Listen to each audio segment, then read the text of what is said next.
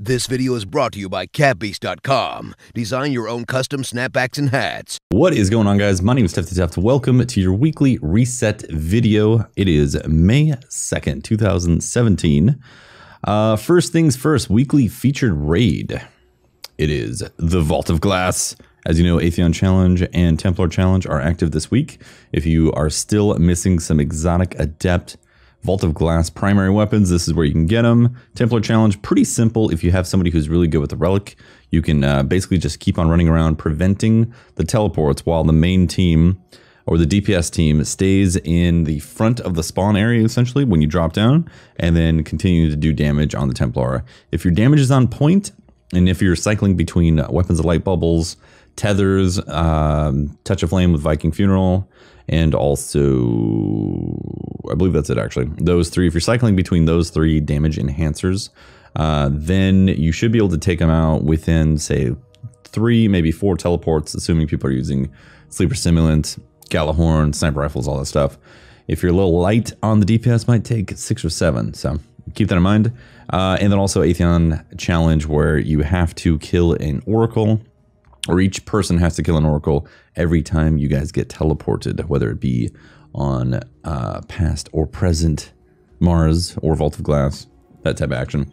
So that is what's happening for the weekly challenge raid. We have for the Nightfall this week, it is On the Goal. Makes a vicious return.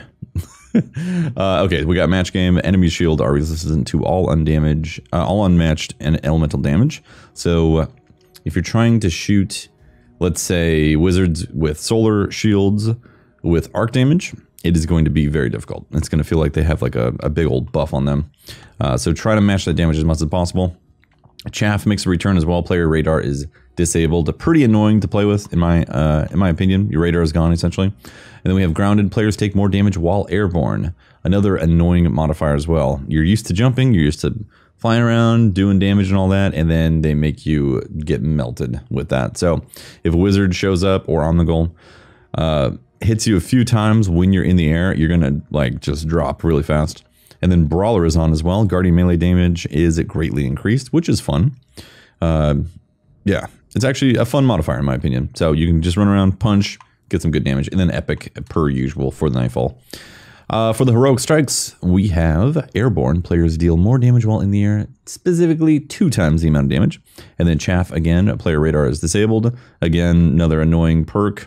And then specialist. Once again, that's like, actually, I guess last week it was different, but still, specialist constantly making an appearance. Why can't we have some small arms? Like, personally, I want small arms. Specialist, if you don't know, enhances the damage for any special weapon, including sniper, shotgun, fusion rifle, sidearm, all that stuff, but it decreases the damage of primary and heavy. So it's a catch-22. Kind of annoying, honestly, especially to have it every week. I was really hoping for small arms and some sort of primary, small arms and some sort of burn, so we could try out some of these new adept weapons that have burns with them.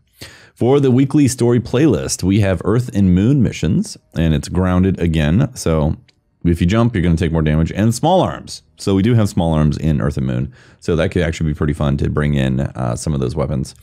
And then heroic. Okay, moving on from there, we have Combined Arms is the featured competitive multiplayer playlist. If you don't know, it's 6v6 with vehicles. Get maybe some of those bigger maps. Bastion was one of my favorites, honestly. One of my favorite maps altogether. Also for this week, we have Clash making a return. Rift as well making a return. And then we have Elimination, Skirmish, and Rumble Supremacy that are in the playlist rotation this week. Let's jump into the tower and have a look at the bounties. All right, back in the tower. Let's talk to Zavala. As you guys know, these bounties. Strike Elite, earn medals doing strikes. Sunrise, get yourself an icebreaker. And make a rainbow, rapidly earn primary, special, and heavy strike streak medals to earn rainbow medals, specifically 10 of them. That is pretty straightforward. Let's have a look at the Crucible Quartermaster bounties, because these do in fact change every week. And you can apparently get Trials of Osiris weapons from them as well. Point and shoot, use auto rifles to defeat opposing guardians. Get 50 auto rifle kills, get 50 scout rifle kills, 25 fusion rifle kills, 25 shotgun kills, and 15 heavy weapon kills. I would say That's a pretty easy week, in my opinion. Oh, let's have a look at some of these rolls here real quick. See if there's anything good. We have Rangefinder and Mulligan with Rifle Barrel. Ooh, Icarus. Icarus, Rifle Barrel, and Rangefinder. True Sight. Doesn't have Sure Shot, but it does have True Sight. Not too bad, honestly, guys. I mean, that's a lot of range. Again, range affects the hand cannons heavily, as you guys know. For the Event Horizon, Hidden Hand, Spray and Play, Underdog, Perfect Balance, Short Gaze. Yeah, it's an alright roll. Nothing crazy. That Rifle Barrel, though, for range, yeah, that's pretty good.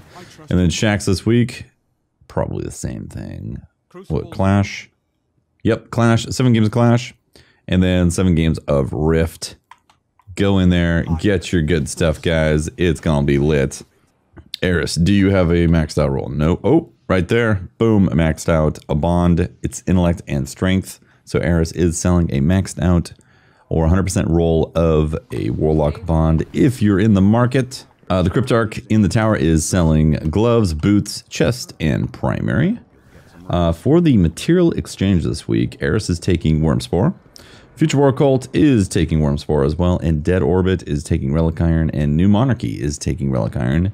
If you're looking to get rid of some planetary materials, turn them into faction rep, that is one way of going about that. We're also going to take a look at the Speaker's artifacts, not artifacts, class items, and see if we got a maxed out roll here as well. Let's have a look. Your power is greater than Okay, Legends of the Six Coyotes. Nope, nope, nope, nope, nope, nope. Yep, nothing's perfect this week, guys. actions given. Okay, yeah, let's hop on out and go to the Iron Temple.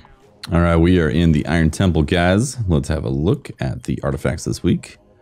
See if they're anything good. Welcome. Yeah, I'll take that. Thanks. Okay, Memory of Timur. Melee attacks on minions of minor minions of the darkness. Have a chance to temporarily turn them, or make them an ally, essentially. I never use this, honestly, intentionally. I'm always rocking Memory Radagast right there. Or Yolder, honestly. So, some people like it. I know I've seen a lot of people actually use it before. This one has discipline and strength this week. Memory of Radagast with intellect and strength. This one gained the ability to reflect energy-based projectiles when guarding with a sword, and also increased sword ammo as well. Sword ammo capacity. This is one of my favorites because swords are just tons of fun in PvE. I end up using them all the time. For every single raid, essentially. Yeah, every raid, I find myself using swords. Not always for King's Fall in every encounter, but still, I find myself wanting to put it on. And it just, having more ammo is great. And then also, if you kill Shriekers, you can reflect their blast as well. So, really good. Highly recommend picking up Memory of Radagast if you have not picked up one of those artifacts yet. Memory of Galleon. This one is actually really useful as well. I have found myself throwing this on from time to time in the raid. Grants a detailed radar. Radar persists when sighting with primary weapons. So any primary weapon you have essentially has radar when aiming down sights when equipped with Memory of Galleon. So that is top 10. Fantastic. Highly recommend. It's only discipline and strength though this week. Okay, we've got body, primary, special, and heavy for the Cryptarch in the Iron Temple. Let's go have a look at the bounties from Sharon. All right, this week, Shock It Timmy. Defeat Fallen, 75 of them. Kill enemy, kill Fallen Majors and Ultras, a percentage of them. So I don't remember exactly how many that is, but just kill the Majors. Archon's Forge Captains. Okay, pretty simple. And Archon's Forge Vandals. Pretty straightforward, guys. Do we have a perfect roll? No perfect roll from Sharo this week. My goodness. All right, let's go take a look at the reef, guys. All right, let's talk to Varix. Give me some heavy ammo, Varix. Give me the heavy. Oh, man. Unbelievable. Okay, do we have anything perfect there? Nope, pretty close. All right, his bounties this week, Dead Shot. Weekly bounty, kill enemies with precision shots in level 41 or challenge elders, specifically 75 enemy kills with the precision shots. Then Heavy Hitter, use heavy weapons to kill enemies in level 41 challenge elders. Again, this is where using a sword is really useful. You can use a sword and almost use it like a primary when you have that artifact, Memory Radagast. You get like 89 ammo when you have it equipped, essentially. Really good stuff. Shadow Boxer, use void abilities to kill enemies in level 41 or challenge elders, specifically 30 enemies total. Pretty straightforward, guys. If I mentioned this last week again, if you do rep up Varix, he has some good stuff, specifically Aegis of the Reef.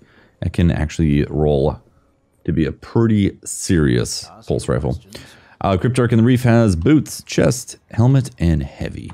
And that is it. We're going to hop out, take a look at the perks or the modifiers for Challenge of Elders. Challenge of Elders has Trickle. Recharge of abilities significantly reduced. Lame. Nobody likes that. Specialist, again, as you guys know, special weapon damage is favored. And super kill bonus. So this is an awful, awful, awful week for Challenge of Elders. If you do run challenge, this would be the week to skip it. Trickle combined with super kill bonus means not fun. I don't even know why that combination gets set up personally. That is it, guys. Thanks for watching. I really appreciate it. If you haven't heard, I will be going to the D2 event in May 18th. I will be able to get my hands on and play some Destiny 2 on May 18th. Very excited about that. Very much so looking forward to it. That's it for this week, guys. Nothing crazy. I wish the heroics were better personally, but VOG is going to be fun. Looking forward to that. Doing some raids and helping as many people as possible through those encounters. You guys are beautiful. Thanks again for watching. Hit the like button, sub to the channel if you want more content, and I'll see you next time for another video. Deuces.